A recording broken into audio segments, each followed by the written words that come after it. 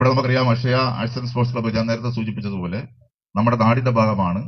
ആ നാടിന്റെ ഭാഗം ആയതുകൊണ്ട് തന്നെ നമ്മുടെ കുട്ടികൾക്ക് നോട്ട് ബുക്ക് ഒന്നും ഇപ്പൊ വാങ്ങാൻ കഴിയാത്തവരല്ലോ നമ്മുടെ രക്ഷിതാക്കൾ. ഞാനും രാജൻ എന്നെക്കാട്ടി ഒരു 4-5 വയസ്സ് ജൂനിയറാണ്.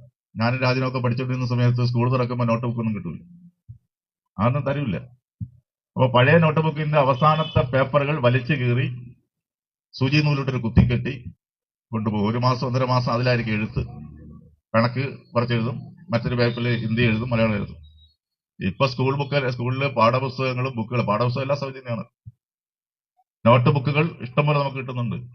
എന്തെല്ലാം കിട്ടുന്നുണ്ട്, ഒന്നിനും ഒരു കുറവില്ല. രക്ഷിതാക്കൾ പുതിയ വസ്ത്രം കിട്ടുന്നുണ്ട്, പുതിയ സ്കൂൾ ബാഗ് കിട്ടുന്നുണ്ട്, ചെരുപ്പ് കിട്ടുന്നുണ്ട്, ജാമട്രി ബോക്സ് കിട്ടുന്നുണ്ട്, പെൻസിൽ ബോക്സ് കിട്ടുന്നുണ്ട്, ടിഫിൻ ബോക്സ് വാങ്ങിച്ചു തരുന്നുണ്ട്, വാട്ടർ ബോക്സ് വാങ്ങിച്ചു തരുന്നുണ്ട്, കുട വാങ്ങിച്ചു തരുന്നുണ്ട്. ഒന്നിനും ഒരു കുറവുമില്ല.